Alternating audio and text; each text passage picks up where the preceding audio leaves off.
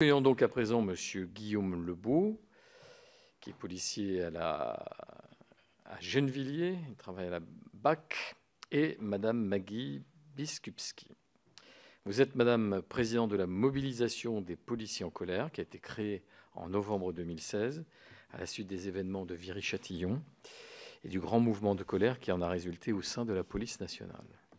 Vous êtes intervenu à de nombreuses reprises dans les médias pour attirer l'attention sur les conditions de vie des policiers, les problèmes de moyens et d'effectifs, ou encore le sentiment d'impunité de certains délinquants qui s'en prennent à la police. Mais il y a d'autres raisons, bien entendu, sur lesquelles on vous laissera le soin de revenir, mais en les serrant peut-être. Quant à vous, Guillaume Lebeau, vous êtes originaire de l'île de la Réunion et policier, comme je viens de le dire, à la brigade anticriminalité, autrement dit BAC à Gennevilliers. Vous êtes également l'un des membres fondateurs en 2016 de la mobilisation des policiers en colère, une des figures qui se sont exprimées dans les médias pour expliquer les raisons du ras-le-bol des agents. Vous l'avez fait d'ailleurs à visage découvert à ce moment-là. Vous êtes l'auteur d'un ouvrage, Colère de flic, qui développe toutes les causes du malaise au sein de la police.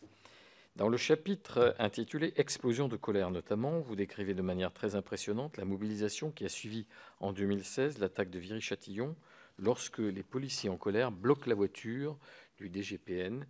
Police contre police, flic contre flic, la scène est ahurissante, écrivez-vous. Et je ferme les guillemets. Vous indiquez par ailleurs que vous vous considérez comme un lanceur d'alerte. Je rappelle enfin qu'à la suite de ces interventions dans les médias, vous avez tous deux été convoqués par l'inspection générale de la police nationale. Au-delà des constats sur la situation actuelle au sein de la police que vous allez bien entendu reformuler devant nous, nous aimerions que vous puissiez nous dire ce que vous pensez des mesures qui ont été prises pour améliorer cette situation, aussi bien sur le plan matériel que moral. Pourquoi ces mesures sont-elles insuffisantes? Quels sont les facteurs de blocage? Et comment vraiment améliorer les choses? Ou bien, quelles sont les mesures qui resteraient à prendre? Je vous signale que cette audition est ouverte à la presse, qu'elle fait l'objet d'une diffusion en direct sur le site internet du Sénat, et elle fera également l'objet d'un compte rendu publié. Enfin, je rappelle pour la forme qu'un faux témoignage, une fausse déclaration devant notre commission d'enquête serait passible des peines prévues aux articles 434-13, -14 et -15 du Code pénal. Je vous invite, chacun à votre tour, à prêter maintenant serment de dire toute la vérité, rien que la vérité, et donc à lever la main droite et dites « je le jure ». Madame, monsieur. Je le jure. Voilà, je vais donc maintenant passer la parole au rapporteur de cette commission d'enquête, monsieur François Grosdidier, et puis après quoi nous vous écouterons pendant 5-10 minutes, enfin le temps pas trop long non plus, que vous jugerez opportun pour faire un résumé de la situation, et les collègues ici présents ensuite vous poseront un certain nombre de questions. Voilà, pour le déroulement de cette audition. Monsieur le rapporteur. Oui, merci, Monsieur le Président. Nous sommes un certain nombre au sein de cette commission d'enquête à avoir déjà lu votre ouvrage et avoir suivi, dire très attentivement, déclarations des policiers en colère. Et effectivement, vous décrivez des faits qui sont, j'allais dire, au-delà de ce que nous pensions être la réalité. Et les syndicats entendus ont fait savoir qu'ils l'avaient souvent manifesté en interne et que ça n'avait pas été suivi des faits. Et effectivement, on a le sentiment que beaucoup de choses restent en interne, d'où la décision de la création de cette commission d'enquête parlementaire qui nous permet d'investiguer, y compris en déplaçant sur place, c'est pour juger sur pièce, des réalités je veux dire que nous voulons établir, non pas pour dénoncer quiconque, mais bien dans l'esprit d'améliorer la condition des forces de l'ordre pour elles-mêmes, mais surtout pour la République et pour les Français, parce que les forces de l'ordre constituent un rempart de la République qu'on sent aujourd'hui se fissurer. Alors, pas vous demander de nous redire tout ce que vous dites dans l'ouvrage que j'ai lu. parvenir sur, effectivement, on peut tout de même en parler un peu, mais on a constaté comme une conception très extensive du devoir de réserve, même de la notion de l'atteinte à l'honneur de la police, lorsque je ne pense pas que ce soit attenter à l'honneur que de dire ce qui ne va pas dans le but justement de corriger ce qui ne peut pas aller. Et en tout cas ici, vous êtes libre, non seulement vous êtes libre, si vous n'avez qu'un devoir, c'est de dire, puisqu'on vous l'a fait jurer, de dire tout ce que vous savez. Donc je ne vois pas votre hiérarchie vous reprocher, ne pourra pas d'ailleurs, vous êtes obligé de nous le dire, comme si vous étiez devant un juge d'instruction, à être obligé de lui dire tout ce que vous savez sur les faits sur lesquels vous êtes interrogé. Alors, effectivement, les sujets sont immenses. Il y a d'abord, effectivement, la condition, j'allais dire, personnelle du policier. Pouvez-vous nous dire ce qui ne va pas dire dans les conditions de travail et de vie du policier quand il sort de l'école de police, quand il est dans cette première affectation, souvent en secteur difficile, dans une région qui n'est pas la sienne, encore vous étiez encore plus loin, vous, à plusieurs milliers de kilomètres de vos bases. Donc, effectivement, comment il vit cela? Comment est-ce qu'il est accompagné? Comment est-ce qu'il est logé? Quelles sont les difficultés très concrètes auxquelles il se trouve confronté? Premier élément. Le deuxième, effectivement, comment ça se passe dans des unités où il y a beaucoup de jeunes, dire peut-être un sous-encadrement ou un encadrement qui n'a pas l'ancienneté ou le recul qu'on peut avoir dans d'autres. Voilà. Donc, ensuite, parlez-nous du management, c'est-à-dire de la relation avec la hiérarchie intermédiaire, la hiérarchie, est-ce que des commandes qui sont passées par le ministère ou l'administration centrale à la hiérarchie intermédiaire et comment elle est répercutée sur les hommes et les femmes à la base. Donc, qu'avez-vous à dire du management? Troisièmement, les conditions matérielles. Donc immobilière, les véhicules, les outils, c'est à la fois l'armement, c'est l'équipement, les logiciels pour l'établissement des procédures, pour parler de la plateforme d'écoute téléphonique. Voilà. Bon. Ensuite, quels sont en fait, quel est ce à quoi vous êtes formé au départ, ce que vous trouvez sur le terrain, et comment la hiérarchie soutient, accompagne, en fait, adapte la commande à la réalité. Est-ce que vous êtes aussi accompagné et soutenu? Donc, est-ce que vous avez toujours le sentiment que les ordres ou ceux que vous demandent sont conformes à l'idéal qui est celui de votre engagement de départ dans la police? Ensuite, il y a la hiérarchie, il y a la relation avec la population, avec certains éléments de la population, puis avec l'ensemble de la population, relation à la presse et la relation, enfin, avec les magistrats, parce que sans une symbiose, je veux dire, entre la police et la justice, il ne peut pas y avoir de politique de sécurité. Et effectivement, voilà, ils vont en dire. Alors, même si vous en avez dit beaucoup dans votre ouvrage, votre collègue qui aussi qui ne s'est pas exprimé à travers un ouvrage, mais à travers des déclarations publiques, pourra aussi préciser. Voilà.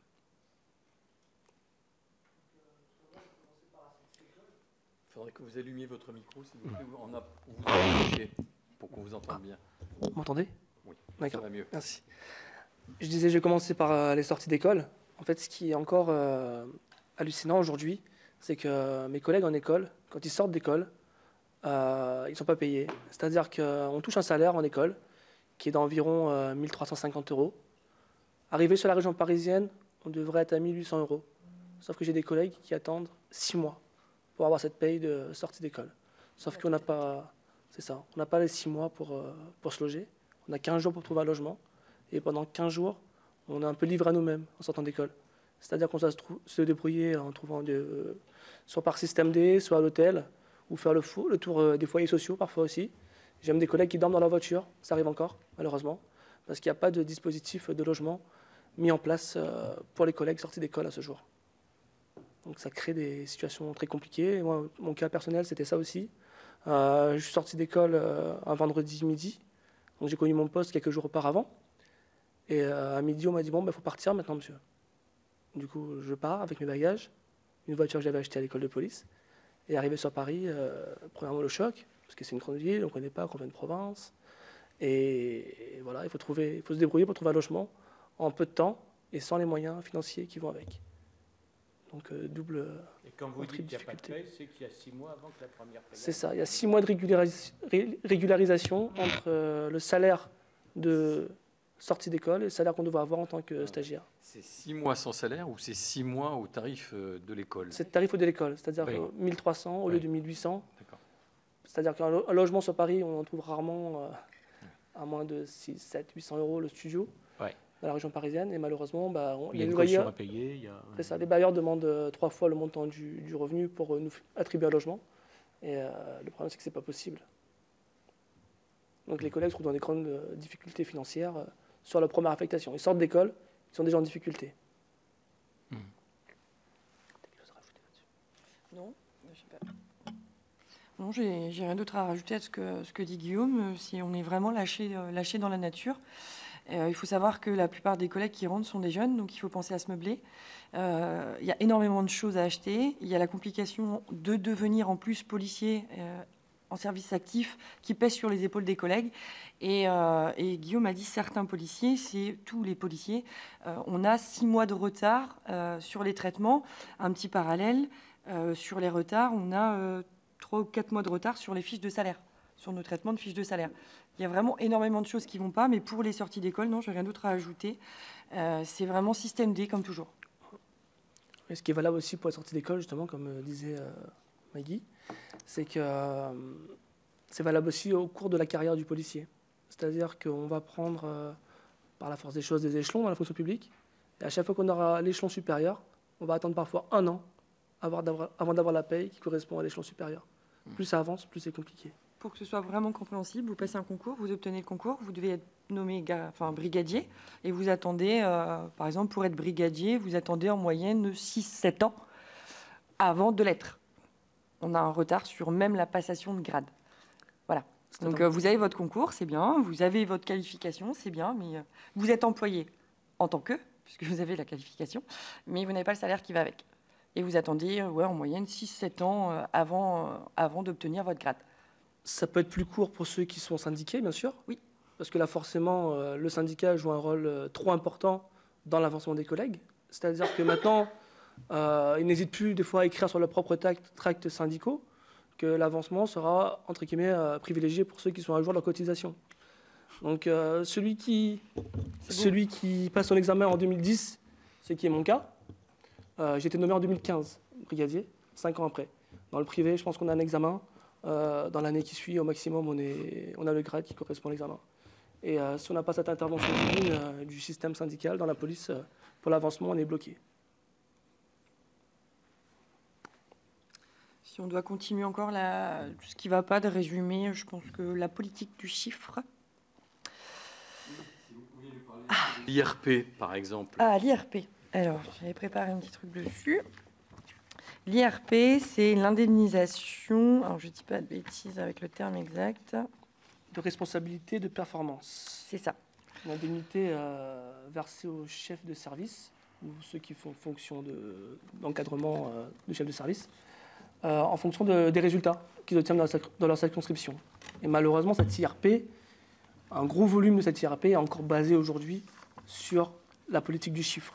C'est-à-dire qu'au quotidien, les collègues doivent encore ramener un quota de contravention ou d'interpellation. C'est pas dit, c'est pas écrit noir sur blanc, mais c'est des pressions quotidiennes que nos collègues reçoivent encore de la part de leur hiérarchie. C'est-à-dire que moi j'ai des collègues qui me témoignent régulièrement sur les réseaux sociaux, ceux que je rencontre dans le commissariat de passage. Et voilà, chez nous par exemple, compagnie de circulation, on a des chefs de service ou des responsables locaux, donc échelon intermédiaire, qui viennent nous voir chaque jour de service pour me dire ouais, l'activité d'hier n'était pas extraordinaire, l'activité contraventionnelle n'est pas top, donc c'est quelque chose qu'on relance régulièrement. Et le collègue, quotidiennement, il est contraint de faire du chiffre pour faire du chiffre. Alors qu'on pensait que cette politique du chiffre avait été abandonnée depuis quelques années maintenant. Force est de constater qu'aujourd'hui, dans la police nationale, une grosse part est encore, malheureusement, attribuée à la politique du chiffre. De toute façon, l'IRP demeure. Et alors, sur quels critères l'IRP? C'est sur vraiment des chiffres quantitatifs? Vous avez moi, je la résume comme ça. Donc, l'IRP, indemnité, c'est la prime en soi. La performance, c'est ce que nous, fonctionnaires de police, la base, nous allons effectuer. Donc c'est ce qu'explique parfaitement Guillaume. C'est tant d'interpellations par mois, c'est tant de timbres-amendes par mois. En plus, donc c'est vraiment un chiffre qui est déterminé au niveau de l'unité, bien sûr, placé sur responsabilité. Oui. Voilà. Moi en bac où je suis, on fait 30 par mois, 30 interpellations par mois. Ça se traduit par une par jour. Donc, ce qui veut dire concrètement, quand vous êtes en brigade anticriminalité, la BAC, on va dire la mission première de la BAC, c'est le flagrant délit. C'est ce qu'on appelle le flag. Donc le flag, pour nous, à la BAC, c'est faire un cambrioleur en cours, un roulotier, donc quelqu'un qui va essayer de prendre votre voiture, etc. Ça fait des années qu'on arrête des gamins qui fument des joints. Parce que c'est un traitement immédiat d'une affaire. Moi, perso, je préfère faire le dealer.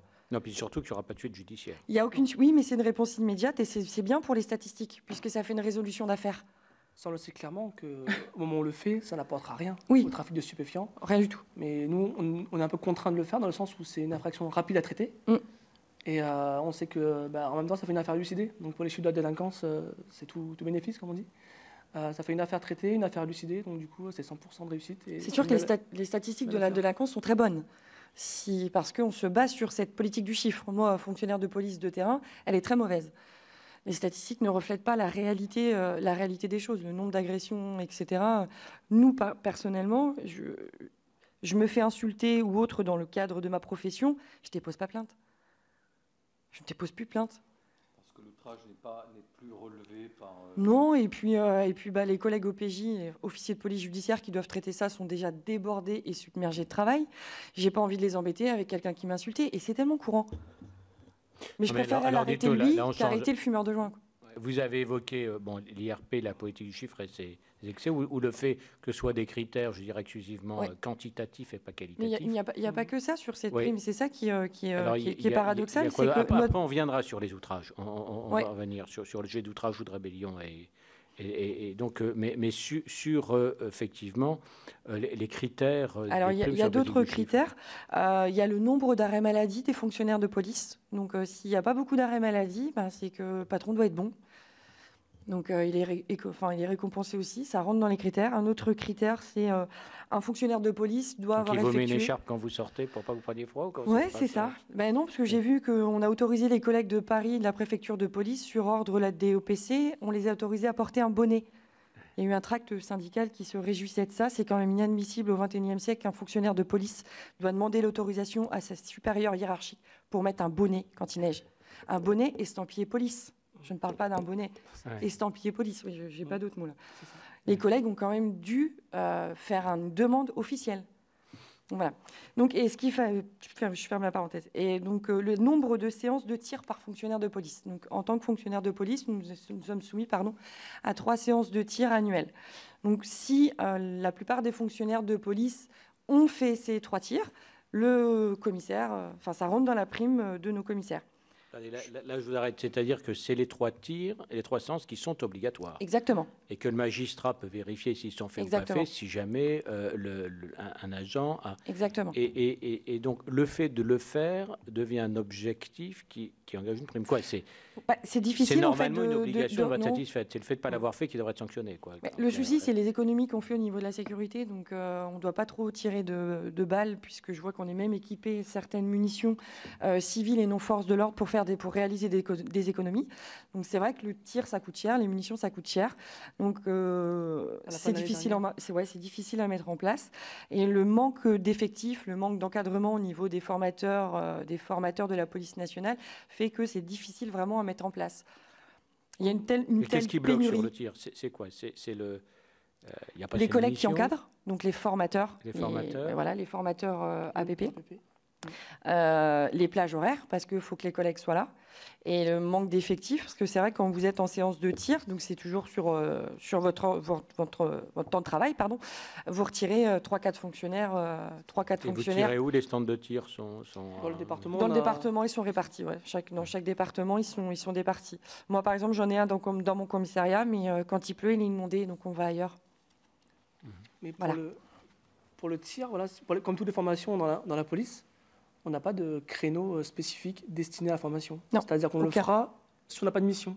C'est-à-dire que si vous avez une soirée avec que des appels police-secours, vous ne ferez pas votre tir. Si c'est comme ça pendant 1 an, Et il faut que vous n'ayez rien à faire pour faire la C'est séance ça. de Non, oui, tir. c'est pas programmé à l'avance. On ne Voilà. dit pas cette journée-là, ça sera bloqué et dédié au tir.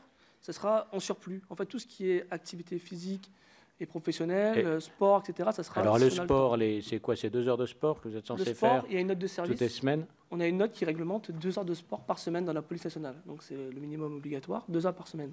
Mais le problème, c'est que dans les faits, je ne connais aucun policier dans un commissariat qui peut faire du sport. En fait, ça peut arriver si moi, j'ai déjà été courir avec un collègue, mais en fait, il faut le nombre d'effectifs nécessaires de minimum. En gros, quand vous êtes en bac, par exemple, c'est 3 par voiture. Donc, si on n'est que 3, on ne peut pas les courir, forcément. Il faut les effectifs nécessaires pour qu'il y ait un véhicule d'équipé et des collègues surtout qui patrouillent. Donc, on le fait quand on est beaucoup d'effectifs. Comme on a un manque d'effectifs, ça arrive 2-3 fois à l'année. Voilà. Tout ce qui est fait en surplus du travail Voilà. du quotidien, s'il y a le temps. Donc, et pour terminer sur l'indemnité, voilà le nombre, le genre de choses qui rentrent en considération dans cette prime. Donc, quelque part, des choses qui sont obligatoires, puisque les séances de tir, je ne comprends pas qu'un commissaire, quelque part, gagne de l'argent sur le fait que je suis allé au tir. Mais je devrais y aller plus au tir. 3 tirs par an, c'est rien. 20 cartouches, c'est rien. Je devrais y aller plus. Et quelque part, on le récompense, ça rentre dans l'attribution de cette prime. Enfin, cette prime, elle écœure tous les collègues. Et certains patrons aussi. On a des patrons qui sont adhérents de l'association, qui n'en veulent plus non plus de cette politique du chiffre, qui n'en veulent plus de ce calcul de primes. Et puis surtout, il y a l'IRP, mais il y a les primes individuelles versées aux collègues. Si vous avez bien travaillé, que vous avez mis beaucoup de timbres amendes et que vous avez fait des petites interpelles, vous êtes récompensé. Divisé pour mieux régner. Vous imaginez ? Non, mais alors, quand vous dites ces primes individuelles, c'est que sur ce type de chiffre quantitatif, ou ça peut aussi récompenser effectivement le collègue qui en a fait un peu plus, qui a été un peu plus courageux que les autres, qui a pris des initiatives, quoi, il n'y a pas de critères particuliers sur proposition du chef de service. Donc, quand vous avez des officiers ou des supérieurs corrects et très bien, il n'y a pas de souci particulier.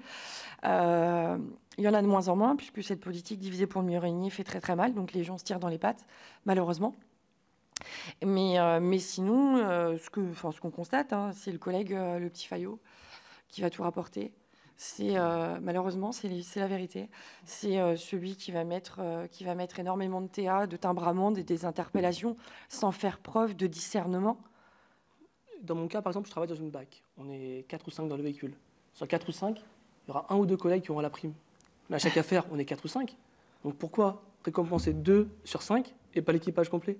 Donc qu'est-ce qui est mis en avant ? C'est du travail collectif. Et en fait, sur du travail collectif, on veut récompenser des personnes individuellement, ce qui est impossible. Parce que le travail qu'on produit dans une unité comme la BAC, c'est tout le monde dans la police nationale. Et comme dans la police nationale, dans son ensemble, c'est du travail collectif.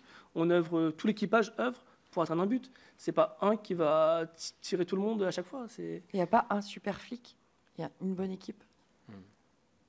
C'est comme si en Coupe du Monde, on remettait le trophée à un seul joueur, mais pas à tout le monde. C'est ça. Ouais, pour la fameuse IRP, si on la résume, si on la résume, c'est comme ça. Madame Samia Ghali, sénatrice des Bouches-du-Rhône. Bonjour. Écoutez, ce que vous dites, en tout cas, merci pour votre franchise, parce que c'est important. Et je sais que bien ça va être compliqué pour vous, mais c'est bien de le faire. Et je crois que c'est important pour nous aussi pour avancer au mieux dans nos travaux. Sur la question du chiffre, parce que peut-être ça permet aussi de comprendre certains comportements aussi et certains mal-être. D'abord sur les contraventions, parce que maintenant avec la vidéo-verbalisation qui se généralise, je suppose que ça doit être encore plus compliqué de pouvoir faire le chiffre de contravention papier. Donc est-ce que... Non, Non, pas du tout. Les collègues continueront à les faire. Ce sera encore plus, même avec la vidéo-verbalisation. Ce sera toujours plus de verbalisation envers tous les contrevenants. Il n'y a pas de descente. On ne va pas vous dire de moins en faire s'il y a une vidéo-verbalisation.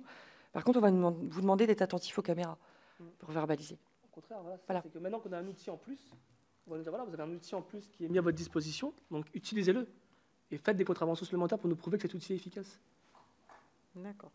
C'est encore. Ouais, d'accord. Non, mais c'est important finalement. La politique du chiffre est très mal et très nocive, que ce soit pour nous, fonctionnaires de police, qui subissons du coup énormément de pression. Il y a des mésententes, il y a énormément de choses. Et en plus, vis-à-vis du citoyen, l'image est catastrophique. Quand on passe plus de temps à verbaliser parce que quelque part on y est obligé, mais on l'entend, hein, les gens, mais le faites pas, mais c'est mon boulot, j'ai pas le choix de le faire. Mais je le vis mal de le faire. Ensuite, sur la relation, enfin, le fait que justement, avec l'agressivité des gens vis-à-vis de la police, ou en tout cas des insultes que vous pouvez subir, est-ce que pour vous, de porter par exemple une GoPro, enfin une caméra, c'est quelque chose qui pourrait limiter, parce qu'une personne qui sait qu'elle est filmée, elle fera peut-être plus attention aux termes qu'elle va vous utiliser vis-à-vis de vous.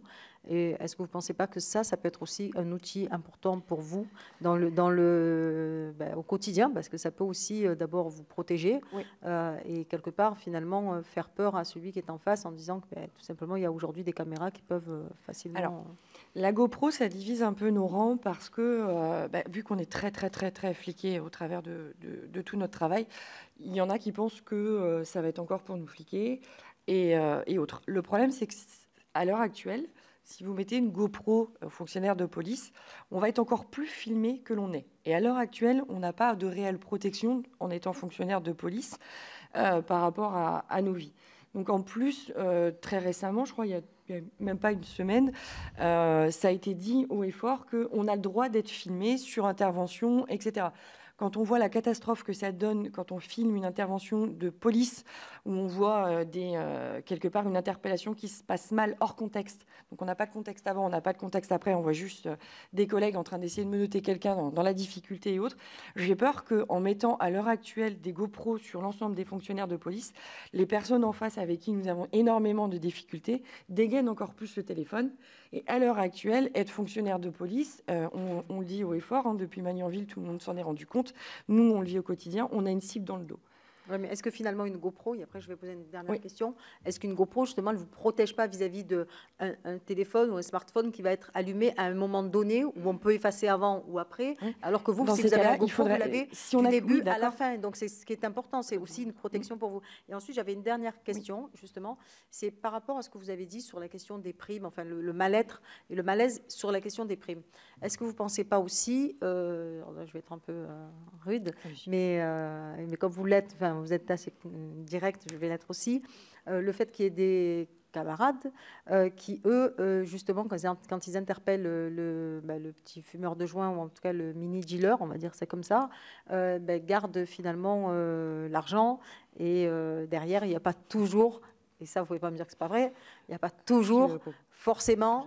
on ne va pas toujours écrire ce qu'on a fait dans la journée, quoi. Voilà. Mais est-ce que finalement, c'est pas aussi parce que derrière, il y a des questions que vous avez dit, hein, financières, qui sont réelles, hein? Alors, quand vous arrêtez un fumeur de joint, il n'a pas d'argent sur lui, parce que c'est un fumeur de joint. Donc, pour reprendre, je pense qu'il y a très peu de collègues qui vont tomber pour un joint ou pour 20 balles. Non, mais perso, hein, moi, je ne l'ai jamais vu en 10 ans d'expérience, 12 ans, je ne sais pas. Mais on a vraiment une mauvaise image, une sale image, alors. Par rapport à ce que vous dites, c'est pas bien. Très peu de collègues vont risquer de faire perdre leur profession, de perdre leur salaire, surtout à l'heure actuelle dans la société qu'on est, pour de l'argent. Maintenant, effectivement, il y a des affaires, mais quand ça chiffre à des milliers d'euros. La plupart du temps, ça reste des collègues ou même plutôt des officiers et des commissaires, même s'il y a des collègues de la base. Personne n'est parfait. Je pense qu'effectivement, il y a peut-être, hein, mais des voleurs, il y en a partout. Il n'y en a pas que dans la police. Il peut en avoir à la poste, il peut en avoir dans un supermarché, il peut en avoir partout. Parce que nous, on n'est pas dans le déni, en fait, on sait que un certain nombre, moi, je l'ai jamais vu. Pourcentage de brebis galeuses en Oran, ça c'est un truc qu'on ne renie pas du tout. Et dans ces cas-là, il y a l'inspection générale des services qui est là pour ça et qui fait là-dessus très bien son travail. C'est-à-dire qu'un collègue véreux ne restera pas forcément longtemps dans la police, l'IGPN va rapidement le tomber dessus. Et moi, pareil, en 15 ans de police, j'ai jamais vu un collègue prendre le risque de perdre son travail, parce que ça arrive très vite, pour 500 €. Ah non, ça fait cher payer. 500 € contre une vie. Je veux juste terminer pour la GoPro. C'est vraiment, ça peut vraiment être une solution. Mais s'il n'y a rien qui est fait quelque part pour protéger les collègues, j'ai peur que les collègues l'acceptent mal. Très bien. Je donne la parole au rapporteur après Isabelle. Sur la GoPro, parce que moi je l'ai mis en place il y a 5 ans, les municipaux qui étaient contre au départ et qui en fait ont été mis à l'abri des mises en cause injustifiées qui sont aujourd'hui de plus en plus nombreuses et qui permettent. Alors justement, ça passera, mais je ne voulais pas anticiper les questions de collègues, en même temps, vous le savez, que les magistrats poursuivent de moins en moins les outrages parce que, souvent ils considèrent la parole du policier même assermentée au même titre que celle du délinquant. Les deux paroles se valent. Il y a toujours la difficulté de la preuve et il y a parfois eu effectivement peut-être trop de plaintes à un moment parce que ça faisait immédiatement une affaire. C'est-à-dire on faisait le mauvais procès aux policiers d'ailleurs de chercher des dommages et intérêts à travers ces affaires, même auprès de personnes qui ne sont pas recouvrables. Bon, donc alors je pense effectivement que dès lors que vous êtes filmé, il vaut mieux avoir tout le film que la fraction que va choisir celui qui filme en face, la première chose. Donc ça vous protège aussi, en même temps que ça protège les citoyens et la hiérarchie, mais quel est le soutien dont vous faites l'objet de la part de votre hiérarchie, parce qu'on sait pour des maires municipales à quel point on soutient nos agents sur les outrages et les rébellions, c'est l'avocat de la commune qui va plaider, etc. Comment ça se passe pour vous si à un moment, effectivement, vous êtes insulté, est-ce que la hiérarchie à la fois encourage le dépôt de plainte, accompagne, vous soutient, comment ça se passe pour les outrages et rébellions ? Pas de commentaire de la hiérarchie. Comment ? Pas de commentaire de la hiérarchie ou quoi que ce soit. C'est un délit de droit commun. C'est un délit récurrent dans la police nationale. On n'a rien. On est plus embêté parce qu'il y a énormément de... on a 3 procédures à faire. On doit faire un procès verbal pour expliquer. Ensuite, on est auditionné. Dans la plupart du temps... c'est dans votre temps de travail ou vous devez le faire en dehors de votre temps de travail ? Non, dans notre temps de travail. Après, si on a fini, ce sera en dehors du temps de travail. Ça, on va jusqu'au bout. Ensuite, vous vous rendez compte 3 fois pour la même chose, puisque vous pouvez faire un telex, une main courante, le PV. Ensuite, vous êtes auditionné. Généralement, confrontation avec la personne, où là, effectivement, on constate que même assermenté, on est sur le même pied d'égalité avec l'auteur. Et puis, si jamais, en plus, il y a des violences, etc., on se débrouille tout seul pour remplir les documents. Moi, j'ai eu le cas concrètement dans mon commissariat avec un collègue de Bax. Donc, sur une interpellation, une personne s'est rebellée très, très, très violemment. Le collègue a eu une fracture au niveau de la main. Ça a été une catastrophe au niveau des documents. La protection fonctionnelle que les fonctionnaires de police ont droit, chez nous, elle se traduit par 15 à 20 papiers qui sont dans votre bannette et on vous le donne et débrouillez-vous. Les collègues à l'heure actuelle ne savent toujours pas, pour les avocats, comment on fait, etc. Rien n'est mis en place pour une réelle protection immédiate pour toute agression envers les policiers à l'heure actuelle. Rien. C'est que des documents et débrouillez-vous. Et la gestion derrière est très lourde. C'est-à-dire que, comme elle disait... un outrage s'accompagne souvent de rébellion derrière. Et si on a un collègue qui a le malheur d'être blessé sur cette rébellion, ça devient un parcours du combattant. C'est-à-dire que le collègue doit avoir un médecin, puis il doit avoir un médecin judiciaire. Une fois qu'il a vu ce médecin judiciaire, le lendemain, souvent, après la procédure, lors de la garde à vue, le magistrat réclame une confrontation. Donc le collègue revient sur son temps de repos pour être confronté à l'individu qu'il a interpellé la veille. Et avant de reprendre son travail, le collègue doit revoir un médecin de la police pour lui dire s'il est apte ou pas à reprendre le travail, même s'il n'a pas été arrêté. C'est-à-dire que ça m'est déjà arrivé à plusieurs reprises de devoir faire 80-90 km en région parisienne pour aller voir le médecin dans le centre de Paris. Alors, je n'ai pas été arrêté pour me garder vraiment 30 secondes dans son bureau et me dire, bon, qu'est-ce que vous êtes arrivé? Ok, bon, pas de blessure, pas d'arrêt, rien de grave, ok, vous pouvez reprendre le travail, c'est signé, c'est bon. On perd un temps considérable à aller sur Paris, on va dire, pour rien. Quand il n'y a pas d'arrêt maladie, qu'on n'est pas arrêté, qu'on n'est pas gravement blessé, pourquoi aller voir un 3e médecin, on va dire, de l'administration pour reprendre le travail? Point important, c'est avec son véhicule personnel qui s'y est rendu. tous les déplacements relatifs quand on est agressé au sein de la police nationale, sauf si c'est au travail et que vous êtes transféré à l'hôpital. Donc là, forcément, vous êtes au boulot, on va vous transférer. Par contre, si vous devez faire des examens ou autres, comme le lendemain, comme l'a expliqué Guillaume, c'est avec votre véhicule personnel. Et les imprimés qu'on vous remet aussi pour aller au médecin et aux pharmacies, etc., les pharmaciens, quand ils voient cet imprimé, ils ont peur. Moi, ça m'est arrivé à plusieurs reprises d'aller faire des prises de sang ou aller voir un pharmacien. Oh là là, imprimé de la police, mais en général, ils ne payent pas bien. Vous n'avez pas une carte vitale, plutôt, on fait passer sur la mutuelle parce que les imprimés de la police, on n'est pas très fan. Quoi. Il y a des pharmacies qui les refusent. Mais enfin, c'est vrai que ça prête à rire, mais c'est humiliant. C'est humiliant parce que, enfin voilà, vous savez, nos salaires sont pas. On est quand même l'une des polices les plus mal payées de l'Union européenne. Et vous allez à la pharmacie. Moi perso, je suis célibataire, sans enfant. Je gagne environ 2 000 € par mois, donc je suis très taxée. Et voilà, j'ai pas envie de prendre mon argent personnel pour utiliser, pour quelque part pour une blessure en service, quoi. Mais j'ai la honte, je le fais. Et c'est beaucoup de collègues. Il y a énormément de pharmacies qui ne prennent plus les étriptyques police parce que l'État ne paye pas. Et enfin, moi, je trouve ça. Moi, ça m'est arrivé. J'étais humiliée. Je me dis, c'est pas possible. Et du coup, on comprend que les collègues après, les fois d'après, les outrages et rébellions, ils sont plus. On les fait plus. On est plus embêtés à faire les démarches qu'autre chose. Et même s'il y a un alignement des peines encourues sur les outrages à magistrats pour les policiers victimes, dans les faits, pareil, la peine est rarement appliquée. J'ai jamais vu, on va dire, quelqu'un outrager un policier et prendre de la prison. Ça, j'ai jamais vu.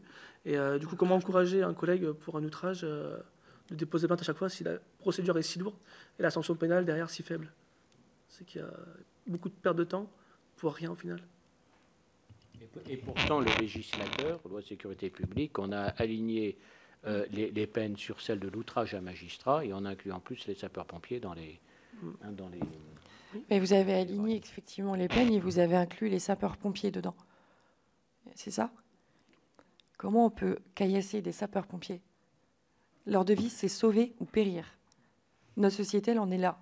Quand je vous dis que les statistiques relatives, elles sont pas bonnes parce que la politique du chiffre noie tout ça, la réponse pénale est totalement inadaptée actuellement en France.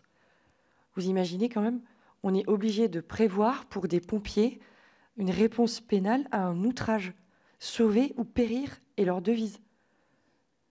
La commission, c'est très très bien, mais il faut vraiment qu'on prenne nos responsabilités et voilà, de parler de la réponse pénale totalement insuffisante à l'heure actuelle en France. Donc merci d'avoir effectivement aligné sur les magistrats, mais comme l'a bien dit Guillaume, c'est vraiment rarement suivi, sauf si l'individu est archi connu des services et a énormément d'interpellations à son actif. Bon, déjà, il y a déjà une erreur de casting, puisque quelqu'un qui est archi connu des services de police et qui a énormément d'interpellations à son actif devrait être, à mon sens, en prison et pas dans la rue.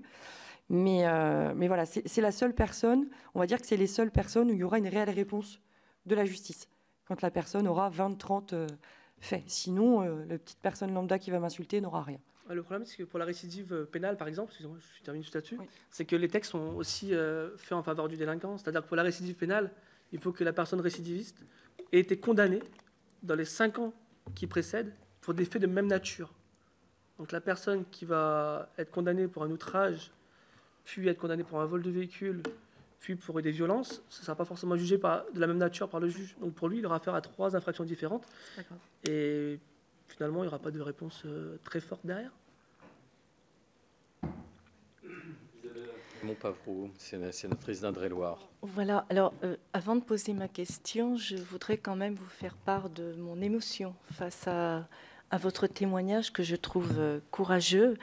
Et on ressent effectivement tout le vécu de policiers qui sont des policiers de terrain, mais surtout on ressent tout votre mal-être face aux différentes difficultés. Alors je comprends mieux également Monsieur Godard hier lors de son intervention qui est parti en immersion pendant 1 an et qui nous a dit à plusieurs reprises avoir beaucoup de mal à se détacher émotionnellement de cette expérience et même être resté en lien avec des policiers sur le terrain. Ma question aujourd'hui, j'ai bien entendu sur la réponse pénale qui n'est absolument pas adaptée. Et moi-même, j'étais intervenue auprès du gouvernement sur tout ce qui concernait les agressions envers les sapeurs-pompiers. Mais est-ce que vous auriez d'autres propositions aujourd'hui prioritaires qui seraient susceptibles d'être mises en place pour essayer, en parlant concrètement, de vous soutenir davantage dans ce mal-être que vous vivez en permanence sur le terrain.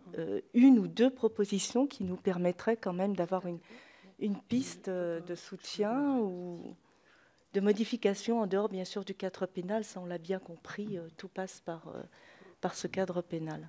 Moi, tout d'abord, par rapport au cadre pénal, quelque chose qui pourrait vraiment aller dans le bon sens pour les policiers, c'est donner de la valeur à sa parole. C'est-à-dire qu'en matière de contravention, aujourd'hui, la parole d'un policier vaut jusqu'à preuve du contraire de la part du contrevenant, ce qui n'est pas le cas dans les autres infractions.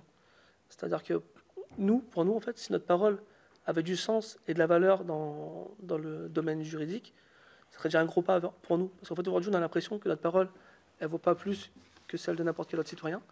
Et au final, on se retrouve toujours à devoir, nous, justifier ce qu'on a déjà dit, revenir pour des confrontations, alors que dans 99,9% des cas, ça ne sert à rien, parce que chacun campera sur ses positions. Et au final, nous, on a l'impression que notre parole ne vaut rien. C'est ça. Les mandats de dépôt, on a des gens... Et je pense que ça avait déjà été évoqué, en fait, votre question, madame, par rapport à l'agression de notre collègue de Champigny-sur-Marne. Il y avait eu des débats. On avait demandé à ce que des peines planchées. Peine planchée, c'est très bien. Maintenant, je sais que madame le ministre de la Justice a dit que ce n'était pas possible. C'est dommage parce que c'est possible. Ça ne mettrait pas énormément de temps à être mis en place. Ça pourrait être fait rapidement. Et ce serait déjà un très bon commencement de réponse pénale pour les collègues qui apprécieraient. On peut aussi avoir les mandats de dépôt. On a beaucoup de personnes qui sont interpellées et on les laisse libres en attendant qu'il y ait peut-être des places dans les prisons ou pas, je ne sais pas. Parce qu'il y a actuellement une surpopulation carcérale. C'est ce qui est dit. Moi, je dis qu'il y a de plus en plus de délinquants en France. Parce qu'on ne met pas des gens dans les prisons pour rien. Donc effectivement, il va falloir vraiment durcir au niveau de la justice. Et les mandats de dépôt et également, comme je disais précédemment, j'ai perdu mon fil, les peines planchées, c'est très bien. Et une chose très importante qui tient à cœur de la plupart des fonctionnaires de police, c'est l'ordonnance de 1945. Les mineurs. Le cas des mineurs est souvent éludé, on n'en parle pas. L'augmentation du nombre des délits et des crimes des mineurs, j'aimerais bien avoir cette statistique, elle devrait vraiment être très importante. Mais l'ordonnance de 45, il faudrait vraiment faire quelque chose. Vraiment, rapidement. Comme on répète régulièrement, l'ordonnance de 45 protège les mineurs. C'est-à-dire que concrètement, elle va dans le sens des mineurs en les positionnant en victimes. Et le problème, c'est qu'aujourd'hui, cette ordonnance n'est plus adaptée. 1945, 2018, on a un fossé. En fait, et cette ordonnance n'est plus adaptée au monde dans lequel on vit actuellement. Et nous, en tant que policiers de terrain, on est confrontés vraiment quotidiennement à ces mineurs, ce qui représente jusqu'à 70% des personnes à qui on a affaire. Ceux qui créent du trouble, ceux qui cassent des véhicules, ceux qui brûlent des voitures, ceux qui pourrissent en fait finalement le quotidien des personnes qui vivent dans les secteurs difficiles. Et malheureusement, eux se sentent en totale impunité. Et on se sert même d'eux des fois pour... Comment vous l'expliquez que de plus en plus de mineurs deviennent de plus en plus violents? Nous, en tout cas, on explique sur le fait que déjà, le mineur, il ne craint rien. C'est-à-dire que nous, on n'est pas pour mettre un enfant de 10 ans en prison. C'est ce qu'on discute régulièrement entre nous. On sait très bien qu'un gamin de 10 ans qui a cassé une voiture pour la première fois ne mérite pas d'aller en prison parce qu'il a cassé une voiture, bien sûr. Mais on ne peut pas laisser non plus ce mineur monter en puissance parce qu'aujourd'hui, c'est une montée en puissance de la délinquance. Ça commence par des petits faits et chaque jour, on franchit un cran, Moi, j'ai des mineurs chez moi qui ont commencé comme ça par des petits vols dans les voitures et aujourd'hui, ils tiennent des réseaux de stupéfiants parce que ces mineurs, en fait, se sont sentis en totale impunité et personne ne les punit. Pour répondre à votre question, le sentiment d'impunité, forcément, s'il n'y a pas de réponse. Les vraies réponses en fait, de l'ordonnance de 45, c'est de placer parfois les mineurs dans les foyers. Parfois. Et quand ils sont placés dans les foyers, dites-vous qu'un foyer de jeunes, des gamins comme ça, il y a 2 surveillants à la nuit, donc généralement, le lendemain, ils sont en fugue. Ça, on ne le dit pas. Parce que vraiment, l'une des mesures dans l'ordonnance de 45 actuellement, c'est de se dire, bon, on va placer le gamin. Les gamins, c'est systématiquement, vous faites le gamin, vous arrivez le lendemain, vous regardez, ah, mais il est en fugue. Voilà. Sachant que les fugues ne sont pas déclarées en temps et en heure, parce que les personnels qui s'occupent de ces centres sont 2 à 3 veilleurs la nuit, ils ne peuvent pas quitter les lieux. Donc on laisse des gamins dans la nature. Les responsables ont très bien compris aussi les plus gros dealers, c'est-à-dire qu'ils se servent des enfants aujourd'hui pour vendre du stup. Voilà, la plupart des choufs. Exactement. La plupart des choufs, des dealers, sont des gamins. Et surtout, quelque chose d'important pour l'ordonnance de 45, qu'elle ne prend pas en considération, mais qui est importante aussi dans notre société, c'est les étrangers mineurs. On a énormément d'étrangers mineurs qui font partie, avec l'ouverture de l'Union européenne, qui rentrent dans notre pays. Vous prenez tout ce qui est vol à l'arrache, vol de sac à main, etc., dans les métros parisiens. Je pense qu'on sait tous de quoi on parle. C'est une certaine partie d'un autre pays, mais ça reste des mineurs.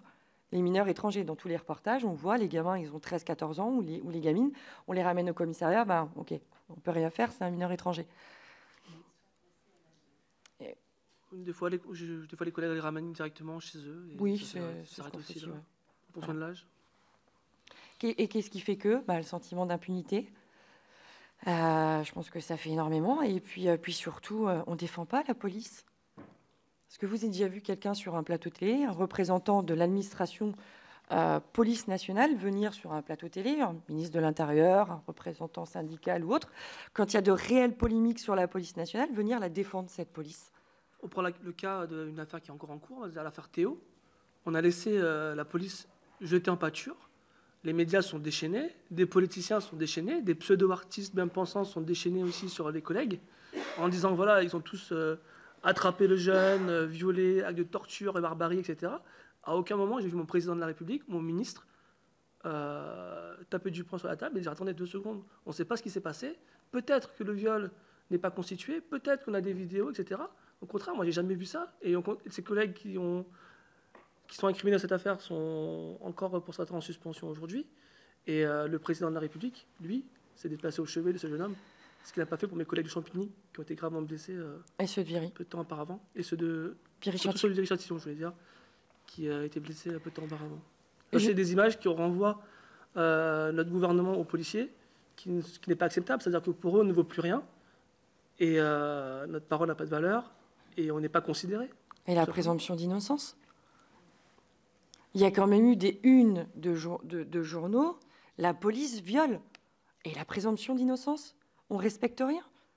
Enfin, je veux dire, les journalistes, pour moi, ils ont aussi quelque part leur part de responsabilité. Dès qu'il y a quelque chose, forcément la police a tort, forcément. Moi, perso, je l'assume. Je suis en contact avec un des collègues de l'affaire Théo, mais il est au fond du trou et il trempe. Il est seul. C'est catastrophique. Et en plus, dernièrement, on a vu des vidéos sortir où voilà, les choses commencent à évoluer, les choses commencent à changer. Mais vous pensez aux collègues qui sont incriminés à leur présomption d'innocence à eux, qui, eux, disent clairement non, on ne l'a pas violé, parce qu'un viol, il faut l'élément moral quand même. Pour constituer toute infraction, il faut un élément moral. Moi, le collègue que j'ai au téléphone, il est clair, hein. Et il n'y a personne qui a été capable de dire dans les médias. Ce qu'il faut savoir aussi, c'est l'affaire Théo. Pour l'ensemble des fonctionnaires de police, c'est 2 semaines de violence urbaine dans toutes les cités. C'est passé nulle part dans aucun média, les violences que nous avons subies. Et des violences qu'on a aussi... les humiliations de voir partout la police viole et d'avoir des matraques, et quand vous passez en véhicule, de se faire insulter de violeurs et d'avoir rien derrière pour pouvoir se défendre. Et de ne voir personne aller à la télé et dire « il y a une enquête en cours, il y a une instruction en cours, on va peut-être attendre avant ». Non. Vous vouliez une réponse, monsieur? On laisse la police tout le temps se faire insulter et critiquer dans n'importe quel média et personne la défend, cette police. Là, j'ai l'impression qu'on est 2 couillons, entre guillemets, pardonnez-moi l'expression, à essayer de la défendre, cette police, et c'est très dur. Parce que nos syndicats, effectivement, hein, ils ont été entendus avant. Pensez franchement que s'ils feraient leur travail, on serait là aujourd'hui. On serait arrivé au niveau catastrophique dans les éléments dans lesquels on est, avec plus de collègues, des locaux catastrophiques, une réponse pénale totalement insuffisante. On pourrait en parler pendant des heures. Mais voilà pourquoi il y a un tel sentiment d'impunité chez les délinquants en France, c'est qu'on ne représente pas réellement nos forces de l'ordre. Et je parle également pour les pompiers ou autres, enfin, c'est catastrophique. Ce n'est pas une réponse pénale de dire on va protéger les pompiers d'un outrage ou autre en leur donnant des gilets pare-balles. On a donné des gilets pare-balles aux pompiers, ce n'est pas une réponse, ça. On se fait brûler dans les voitures, on donne des couvertures ignifugiées aux collègues. Voilà, je pense que j'ai bien résumé les choses. Notre collègue... Oui, effectivement, juste une précision pour l'ordonnance de 45, puisque nous sommes des législateurs, effectivement, prévoit une irresponsabilité absolue jusqu'à 13 ans. Or, on sait qu'aujourd'hui, la criminalité et la délinquance se perpétuent par des mineurs bien avant 13 ans. Et ils sont irresponsables absolus. Alors, Madame Biskupski et Monsieur Lebeau, bonjour. Alors, de l'intérieur, Monsieur Lebeau, vous avez rapporté l'immense colère des policiers face à une situation qui devient, pour un certain nombre de fonctionnaires de l'institution, de plus en plus insupportable, intolérable, invivable. Juste une première question, si vous voulez répondre. Avez-vous été sanctionné administrativement? Non, jusqu'aujourd'hui, je n'ai pas été sanctionné administrativement. La première convocation à l'IGPN a été classée sans suite.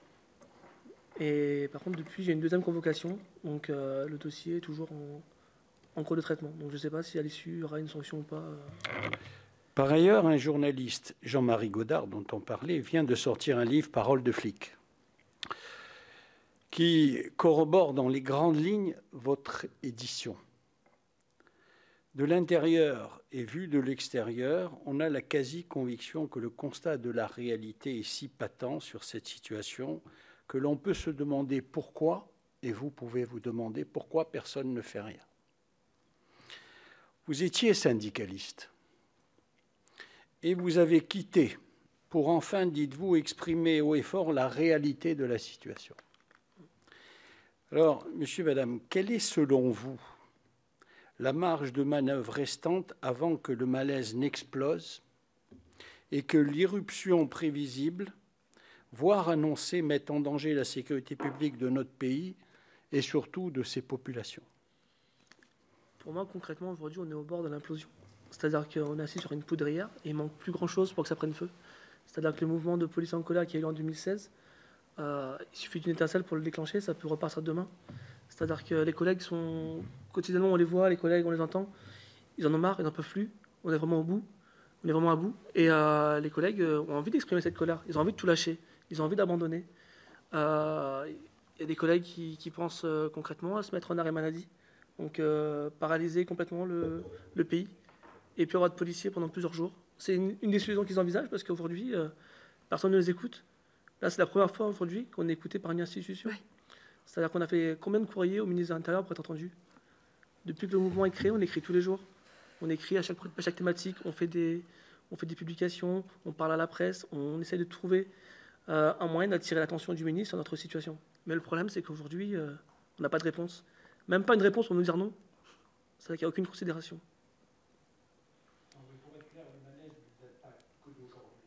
Non, il ne date pas d'aujourd'hui. 50 suicides par an depuis 10 ans de recensés. Non, le malaise ne date pas d'aujourd'hui. Mais ce qui a motivé, Monsieur le Président, bien sûr, pour justement la constitution de cette commission d'enquête. Merci à vous. Merci. Madame Samia Ghali. Sur ce que vous dites, franchement, j'abonde complètement. Voilà. Je ne suis pas policier, mais au quotidien aussi, on voit les choses. Par contre, d'abord sur les mineurs, je pense qu'aujourd'hui, d'abord, la délinquance a évolué. Elle n'est plus la même qu'avant. Rarement, les policiers ont parlé, enfin jusqu'à présent, hein, ceux qu'on a rencontrés, mais on n'a pas fini, nous ont parlé des armes qui sont utilisées, armes de guerre. Je sais que ça fait peur aussi, parce qu'en France, on n'aime pas parler de ce qui ne va pas, on veut pas faire semblant de ne pas le voir, pas l'entendre, comme s'il ne se passait rien, que tout va bien. Sauf qu'on est face à des enfants, je dis bien des enfants, parce qu'il n'y a pas d'autre terme, c'est des enfants qui sont armés, bien armés, qui savent tirer, parce qu'ils s'entraînent dans des stands de tir qu'ils organisent, parce que c'est important, je pense que vous me confirmez ou pas, hein, vous qui êtes sur le terrain, et qui, eux, s'organisent, et même avec cagoulés, qui organisent carrément des stands de tir pour apprendre à tirer, et avec des armes, notamment des kalachs, qui quand même sont loin d'être les armes que vous avez vous-même. Donc, la vraie, qui ont d'ailleurs des gilets de sauvetage, des gilets, pardon, par balle eux-mêmes, et qui sont vraiment donc organisés. Est-ce qu'au final, parce que vous dites que chez vous c'est tendu dans la police, moi je sens que c'est tendu aussi de l'autre côté, est-ce que vous le ressentez ou pas? Est-ce qu'on n'attend pas finalement, est-ce qu'on n'est pas au bord même, quand vous dites l'explosion dans la police, mais est-ce qu'il n'y a pas on n'est pas au bord de l'explosion en France tout court, de ce qu'est aujourd'hui, je le dis encore une fois vraiment, Monsieur le Président, merci, rapporteur, merci d'avoir sollicité cette commission, parce qu'elle est plus qu'essentielle. On va découvrir des choses, et j'espère qu'on pourra aussi mettre en lumière, parce que même nous, il ne faut pas croire, hein, quand on est des élus de terrain, qu'on dit des choses, enfin, je parle pour moi en tout cas, vous m'avez souvent entendu, et j'ai toujours défendu la police, parce que souvent on entend dire « Ah, mais la police, non, la police, elle fait bien son travail. » Il n'y a pas de souci. Quand on lui donne des moyens, elle est capable de faire bien, et elle le fait bien. Le problème, c'est effectivement la question des moyens. Donc c'est les parents, parce que malheureusement, la délinquance, elle a évolué. C'est vrai qu'on reste encore avec un côté angélique des choses. Mais croyez-moi qu'en tant qu'élue et une femme de gauche, je trouve aussi qu'on l'est trop. Voilà. C'est aussi des mentalités qui doivent évoluer de ce point de vue-là. Et ensuite, bien sûr, la question des armes qui est, elle, prégnante, présente. Et encore une fois, parce que ça, c'est un terme que je veux qu'on utilise aussi, je voulais savoir ce que vous en pensiez, la notion qui a disparu du bien et du mal chez cette délinquance, qui fait qu'ils n'ont pas la notion du bien et du mal. Tout simplement, quand on est capable de tuer son meilleur ami, son copain d'enfance, le brûler, le tuer, le mutiler, enfin, avoir des comportements de barbares, parce qu'il n'y a pas d'autre terme, comment vous imaginez que vis-à-vis de vous, quel comportement il pourrait avoir. Donc c'est vrai qu'on est là face à une délinquance qui a changé de visage, qui est de plus en plus dure, qui est de plus en plus violente et avec l'envie de tuer. Et est-ce que c'est ce que vous ressentez ou ce que je pense est complètement... Non, je vais le résumer, le guet-apens. Combien de fonctionnaires de police, on connaît tous ce mot. Moi, j'en ai subi. Guillaume, tu en as subi encore il n'y a pas longtemps. On en subit régulièrement, hein, histoire de bien faire ressentir que ouais, on est là. Donc, le guet-apens, c'est vouloir tuer un flic. Hein, parce que jeter des cocktails Molotov, des pierres dans une petite rue où vous ne pouvez pas faire autrement que d'aller tout droit et rapidement, c'est très exigu, et vous balancez donc des cocktails Molotov, des pierres et autres. Moi, j'ai un collègue, il y a un mois de ça, est sorti du véhicule, a pris une pierre sur l'épaule. On n'avait pas le choix, il fallait qu'il sorte du véhicule. Il prend une pierre sur l'épaule, il la prend en pleine tête, c'est la même chose. Hein. Donc non, ce que vous dites me choque pas. Et les guet-apens, c'est quelque chose de courant. C'est une forme de violence catastrophique effectuée par le mineur. Moi, perso, celui que j'ai vécu il y a 2 mois, le gamin qui a été identifié avec le cocktail Molotov à la main, 13 ans. 13 ans, je vais tuer un flic. Donc oui, il y a un réel problème. Et effectivement, je pense qu'à un moment... ça va craquer. Sur la question du cocktail Molotov, justement, moi, je voudrais mettre en garde aussi la France, on va dire, les citoyens français. C'est que quelqu'un qui tient un cocktail Molotov à la main, c'est une arme de guerre pour nous. Si le collègue prend ce cocktail Molotov sur la tête ou dans le véhicule, les collègues brûlent et meurent à l'intérieur. Donc, et c'est malheureusement, ce cocktail Molotov, c'est quelque chose qui est de plus en plus répandu. C'est quoi ? Dans maintenant les violences de banlieue, le cocktail Molotov est utilisé. Mais le problème, c'est qu'il ne faudra pas être étonné si sur les prochaines violences urbaines, les collègues font usage de leur arme à feu et tuent de plus en plus de jeunes. Parce que face à un cocktail Molotov qui m'est lancé dessus, malheureusement, c'est sûr que je vais tirer. Moi, je vous le dis. Là-dessus, j'ai pas de doute. Ouais, moi, je vous le dis clairement, si j'ai l'occasion, entre guillemets, de pouvoir sortir mon arme, après, à l'instant T, on ne sait jamais comment on réagit. Mais moi, j'ai fait une promesse à ma mère. Hein. Tu vas me voir à l'hôpital. Tu vas me voir, en prison, mais pas à l'hôpital. Je ne vais pas laisser un gamin de 13 ans de me tuer. Voilà. C'est très dur pour moi de le dire, mais c'est la vérité. On a eu un exemple concret, hein, Viry-Châtillon. Mais ouais, l'ordonnance de 45 va falloir rapidement faire quelque chose, hein, parce que c'est une catastrophe. Et puis ouais, le sentiment d'impunité. Puis aussi, voilà, taper du poing sur la table, il faut falloir que quelqu'un le fasse et rapidement, parce qu'effectivement, alors c'est pareil, on nomme pas, je suis surpris qu'on nomme pas les cités. C'est un mot qui est très peu employé par personne. C'était très bien, mais voilà, le problème en France, ça reste toujours les cités. Moi, je me suis jamais fait caillasser dans la ville, c'est toujours dans les cités. Le problème, c'est une petite partie, parce que je plains les gens qui habitent dans ces cités, hein. Combien de fois ça brûle, on ne peut pas intervenir parce qu'on a l'ordre de ne pas intervenir, etc.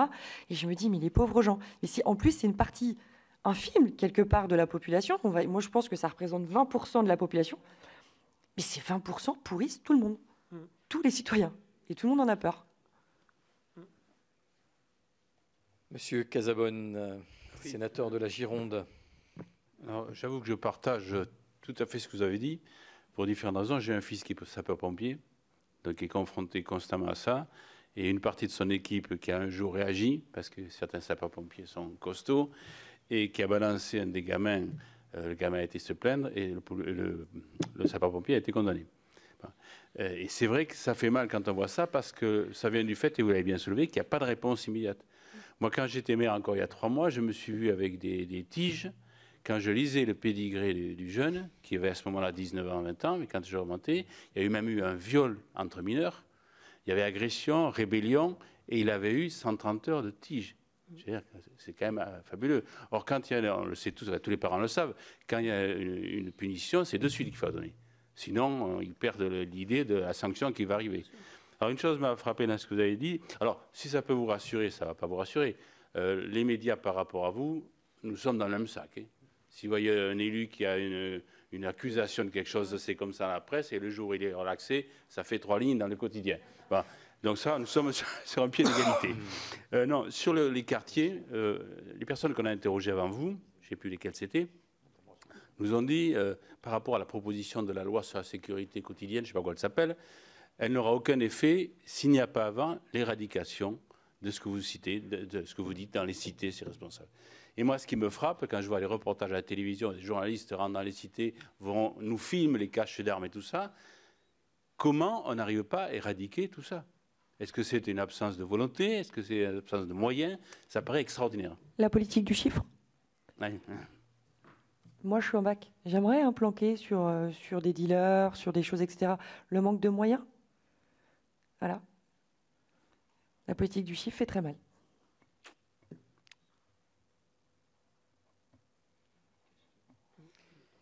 Est-ce qu'il y a d'autres questions? Monsieur le rapporteur, sinon. Oui, alors, j'ai lu dans votre ouvrage, Monsieur Lebeau, par exemple, j'ai découvert cette circulaire qui fait interdit aux policiers de poursuivre des motos, des quads, etc. En fait, certains... il y a une répression impitoyable, effectivement, de concitoyens pour des délits routiers.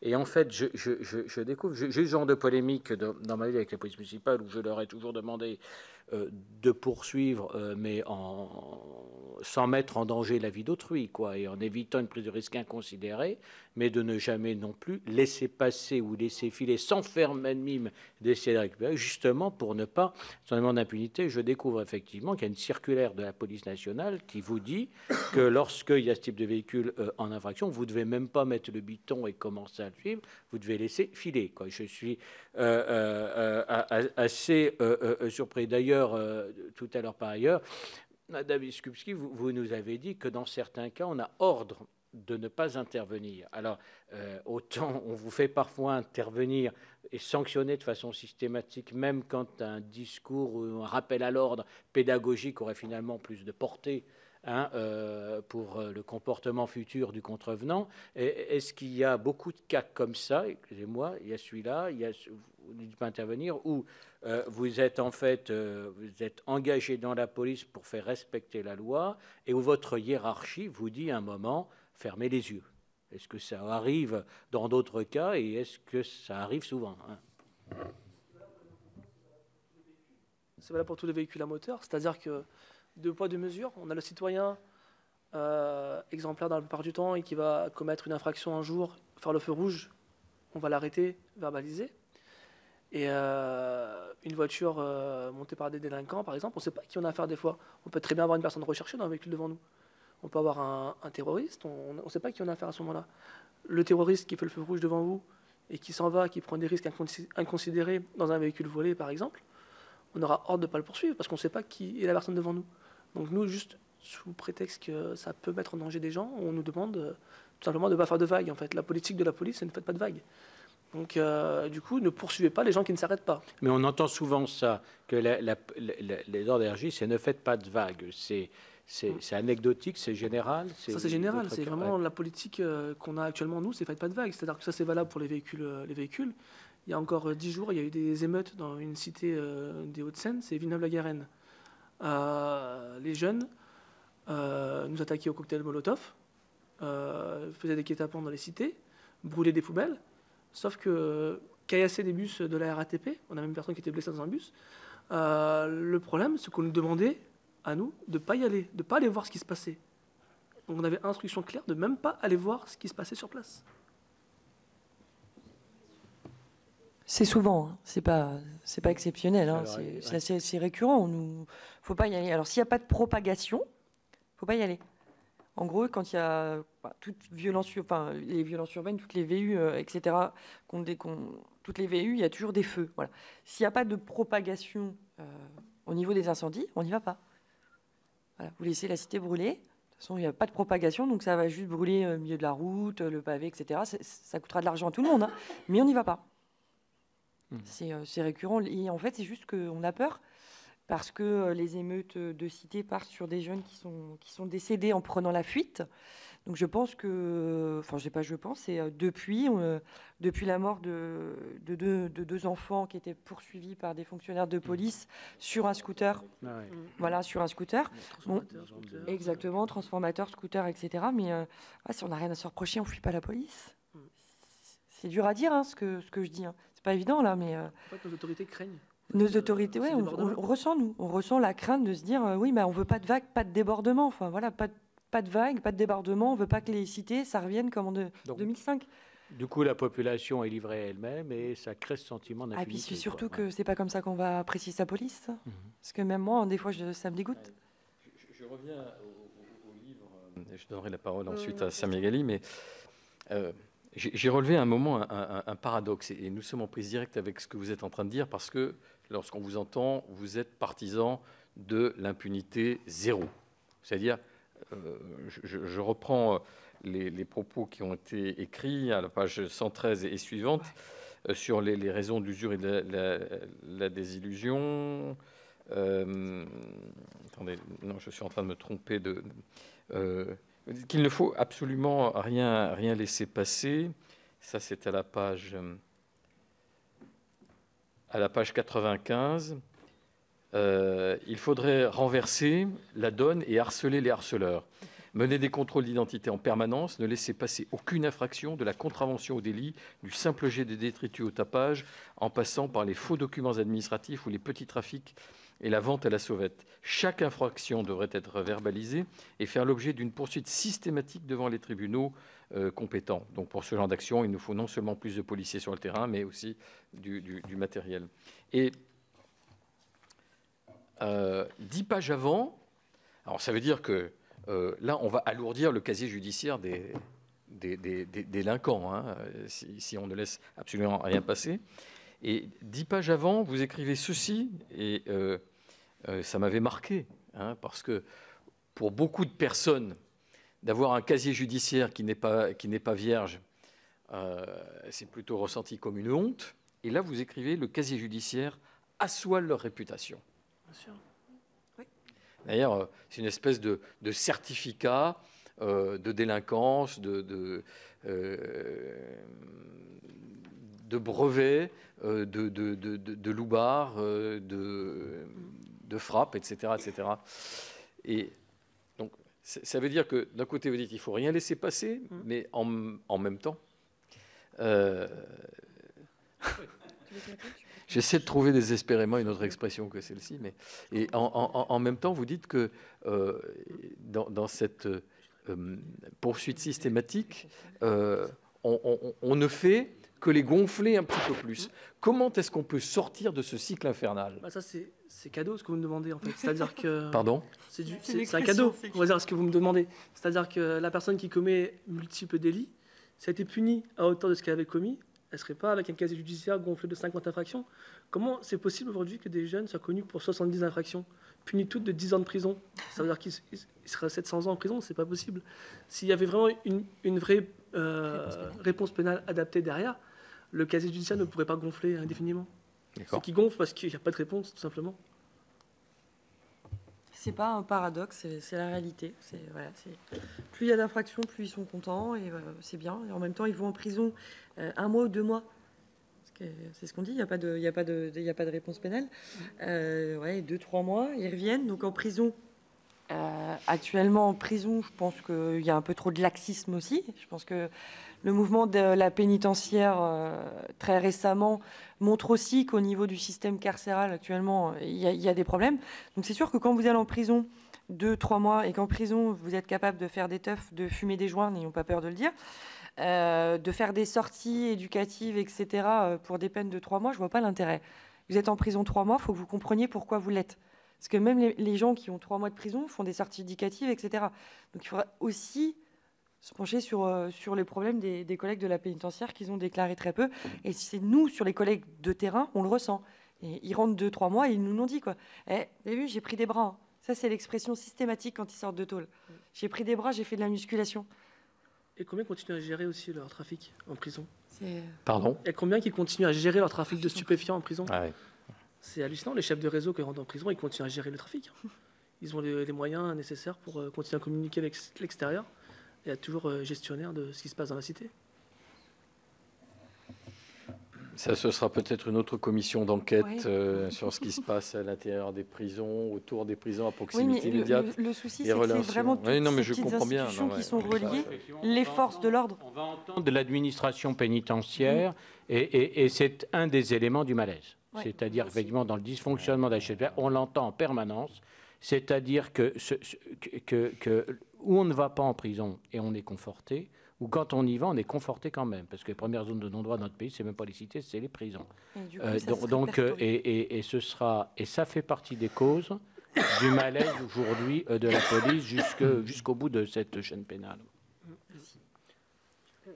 Samia Ghali. J'avais 2 questions. Une, par rapport aux banlieues parisiennes, enfin, aux quartiers parisiens, et je prends par exemple Marseille, on n'a pas du tout... Moi, quand il y a les policiers parisiens, enfin les policiers ont été mutés à Marseille, les élus, enfin on avait demandé à l'école de police, on nous a demandé de venir les rencontrer. Enfin, on les a rencontrés, ils nous ont posé des questions, on leur a expliqué un peu. Enfin, toi, moi, on m'a demandé de venir me présenter et pouvoir échanger avec eux. Et je me suis retrouvée avec des policiers qui étaient de la région parisienne, qui me disaient franchement, on fait pas le même métier quand on est policier à Paris et policier à Marseille. Donc, je voulais savoir. Alors, j'ai pas eu le temps de développer avec eux cette question. Donc, est-ce que c'est vrai ou pas? Est-ce que c'est quelque chose, parce qu'ils disent que c'est pas les mêmes règles, on leur demande pas la même chose quand on est à Paris ou à Marseille. C'est pas du tout la même gestion même de l'appréhension relation dans les cités. Comment vous expliquez qu'à Marseille, par exemple, ce que vous rencontrez à Paris, dans les régions parisiennes ou même à Lyon, on le retrouve pas à Marseille dans nos cités, parce qu'il faut reconnaître quand même que là, la police, quand même, elle n'est pas caillassée comme elle est. Il n'y a pas de cocktail Molotov. Il n'y a jamais eu d'incident, et tant mieux, je vois, de ce genre dans nos cités marseillaises. Même si la délinquance est très forte, et malheureusement, elle est des fois même plus forte que, sinon pareil, que dans les quartiers parisiens. Ensuite, sur la question pénale, est-ce que pour vous, il n'est pas plus simple des fois et même peut-être même plus humiliant pour le jeune, parce que vous avez raison, entre celui qui a le bracelet, qui se retrouve à la plage, qui se retrouve à la plage avec son bracelet, qui va nager, qui va se faire bronzer comme si c'était le trophée, et bien sûr celui qui sort de prison, qui a fait 3 mois et qui dit moi je suis costaud, je suis maintenant devenu un homme parce que j'ai fait mes preuves en prison. Il est clair qu'on renforce encore plus des fois cette délinquance et voire cette violence. Donc ça va en contradiction aussi avec ce que vous nous avez dit tout à l'heure, d'être aussi dans la répression. Par contre, est-ce que vous ne pensez pas qu'il faudrait plutôt, moi c'est mon point de vue, mais je voulais partager avec vous, faire un jeune, par exemple, un travail d'intérêt général, ramasser des feuilles en automne, voilà, ramasser les poubelles, lui faire un boulot, mais qu'il soit identifié comme tel, c'est-à-dire que c'est la punition visible, et ça irait aussi beaucoup plus vite peut-être aussi dans une sanction plutôt que de l'envoyer en prison pour qu'il devienne encore plus caïd que ce qu'il ne pouvait l'être déjà quand il était dans la cité. Ah. Non, je suis pas d'accord. Le problème, c'est... Ah, pardon. Je disais non, je suis pas d'accord, parce que dans ces cas-là, voilà, en gros, on va leur faire des tiges et la prison, il faut qu'elle redevienne une prison. Le problème, c'est pas d'éviter, il faut pas éviter la prison, parce qu'effectivement, à l'heure actuelle, les délinquants, ils vont 3 mois, ressortent, etc. Et comme vous le dites, comme vous l'avez dit, que c'était contradictoire, moi, je suis pas d'accord. Les prisons, elles doivent redevenir des prisons et on doit vraiment punir les délinquants. C'est pas en trouvant des moyens intermédiaires ou des peines intermédiaires que ça va résoudre le problème. Monsieur l'a très bien dit tout à l'heure, pour un outrage, je sais plus qui, pour un outrage, il a pris des tiges. Même identifié en humiliant un petit peu plus, en mettant, comme ça peut se faire, je crois que c'est dans les pays anglo-saxons, voilà, je suis prisonnier, etc. Pour certaines petites peines, pourquoi pas, à étudier, ouais, pourquoi pas, mais pour commencer, oui, pourquoi pas, mais sinon, non. Ouais, mais sinon, non, je suis désolée, les prisons doivent redevenir des vraies prisons, à mon sens. Ou en panne complémentaire ou... Alors, j'en ai pas la moindre idée, j'ai jamais travaillé à Marseille, donc perso, je vais pas vendre du rêve ou quoi, j'en ai pas la moindre idée. Par contre, ce que je constate, c'est qu'il y a plus de morts dans les cités à Marseille qu'en France. C'est beaucoup plus violent à Marseille. Il y a quand même énormément de gens tués par règlement de compte. Oui, mais du coup, c'est peut-être une criminalité autre et encore plus organisée, qui n'ont pas besoin de choufre, etc. Mais il y a 2 poids 2 mesures. Effectivement, vous pouvez avoir raison et je peux l'avoir aussi. Non, c'est une question. Ouais, je ne sais pas du tout pour Marseille. Très bien. Je crois que nos collègues vous ont posé toutes les questions qu'ils souhaitaient. Nous vous remercions d'avoir pris sur votre temps, de vous être rendu disponible pour venir jusque devant nous et parler librement et sans contrainte. Merci beaucoup. Bonne continuation à vous et bon courage pour la mission que vous vous êtes donnée. Je vous en prie.